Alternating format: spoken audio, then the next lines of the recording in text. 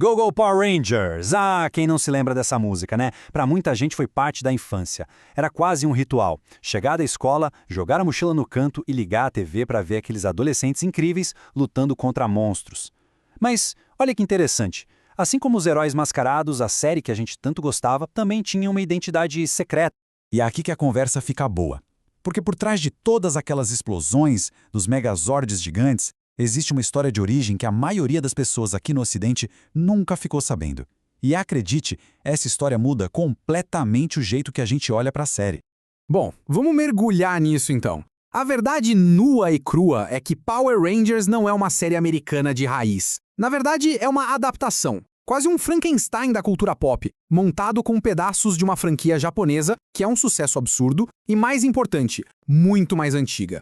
A fórmula que eles usaram foi, na verdade, genial e muito econômica. Pensa só. Eles contratavam atores americanos para filmar as cenas do dia a dia, sabe? O drama no colégio, as conversas com o Zordon. Mas, na hora da luta, quando eles gritavam "é hora de morfar", aí a mágica acontecia. A maior parte do que a gente via na tela era, na verdade, material que veio direto da série original japonesa. E que série era essa, afinal? O nome é Super Sentai. E ela existe, pasmem, desde 1975. É a base de tudo. Mas seria um erro pensar que Power Rangers é só uma tradução. As diferenças entre as duas são gigantescas e dizem muito sobre as culturas de cada país. E a escala dessas diferenças é de cair o queixo. Super Sentai é uma verdadeira instituição no Japão, com mais de 46 temporadas e também é bem mais sombrio. Personagens morrem de verdade, tem sangue, os temas são mais adultos. Isso porque as regras para TV infantil lá são bem diferentes. Enquanto isso, o Power Rangers que a gente conhece foi todo suavizado para o público americano. Trocaram a origem científica dos poderes por magia e cortaram a violência mais pesada. E claro, essa edição toda acabava criando uns problemas de lógica. Esse comentário de um fã no Reddit resume a situação perfeitamente. Às vezes, as lutas em Power Rangers pareciam meio sem sentido, né? É que a parte da filmagem japonesa que explicava a estratégia, o pulo do gato, era simplesmente cortada. Ver a versão original, então, era como resolver um mistério que os fãs daqui tiveram por anos. Então, deu para perceber que não era só um trabalho de recorta e cola. A Saban, que era a produtora, teve que fazer um trabalho ativo de americanizar o material japonês para que a série fizesse sucesso por aqui.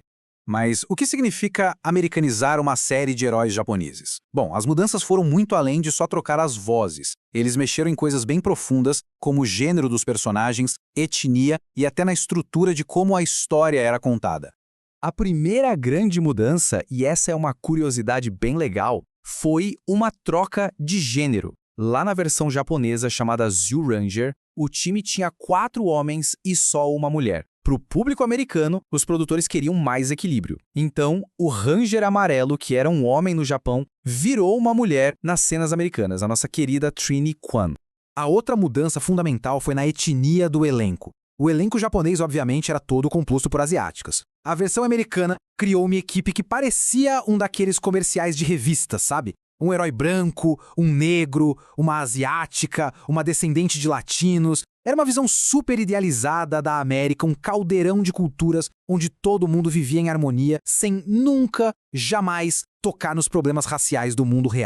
E apesar da série ser meio conservadora em alguns pontos, ela também quebrou umas barreiras. Tradicionalmente, o Ranger Vermelho é o líder, o chefão do time, e quase sempre é um homem. Mas ao longo dos anos, Power Rangers teve várias mulheres assumindo o uniforme vermelho, um papel de liderança máxima. Isso mostrou uma flexibilidade que a versão japonesa, por exemplo, demorou um pouco mais para adotar. Mas talvez a maior prova de que Power Rangers criou uma identidade própria seja um único personagem. Um cara que ficou maior que a própria série e que simplesmente não tem um equivalente no Super Sentai. O nome dele é Tommy Oliver. O ponto principal aqui é o seguinte. No Japão, a cada temporada, o elenco muda. É um time novo, uma história nova, ponto final. Mas o Tommy Oliver, vivido pelo Jason David Frank, ficou. Ele começou como Ranger Verde do Mal, depois virou o heróico Ranger Branco, se tornou o líder como Ranger Vermelho em 2 equipes diferentes e anos depois ainda voltou como mentor, o Ranger Preto.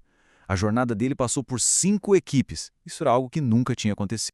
Ele se tornou a espinha dorsal da franquia. Como um fã uma vez escreveu num blog, ele sozinho valia por um time inteiro. E é isso mesmo. O Tommy Oliver é a maior criação original de Power Rangers. E foi ele que deu uma continuidade e um ícone para a série que a diferenciou para sempre das suas origens japonesas.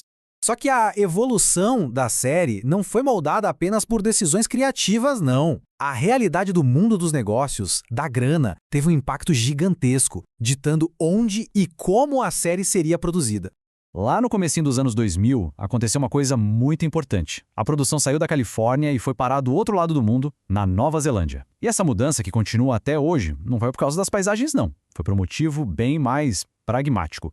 A resposta para muitas perguntas dos bastidores de Power Rangers é quase sempre a mesma: dinheiro. A mudança para Nova Zelândia foi uma decisão puramente financeira que, no fim das contas, acabou salvando a série de ser cancelada. Vamos entender essa história direito. Primeiro, custo. Era muito, mas muito mais barato filmar na Nova Zelândia.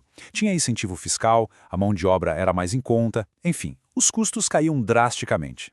Segundo, a Disney, que tinha comprado a franquia, estava planejando cancelar a série. A mudança foi uma espécie de ultimato: ou fazem mais barato, ou a gente acaba com tudo. E terceiro, e essa é a parte mais curiosa, a Disney nunca quis de fato os Power Rangers. Eles vieram num pacote junto com outro canal que a empresa queria. Dizem que eles tinham até um pouco de vergonha da franquia. Mudar a produção para tão longe foi também um jeito de manter a série meio escondida. Só que, longe dos olhos dos executivos da Disney, uma coisa totalmente inesperada aconteceu. Os produtores lá na Nova Zelândia ganharam muito mais liberdade criativa, e essa liberdade deu origem à temporada mais ousada, mais sombria e mais elogiada pela crítica de toda a franquia. A temporada de 2009, Power Rangers RPM, não começa numa escola ensolarada na Califórnia. Ela começa no fim do mundo. A humanidade foi quase exterminada por um vírus de computador chamado Vendix, e os poucos sobreviventes vivem numa única cidade protegida por um domo.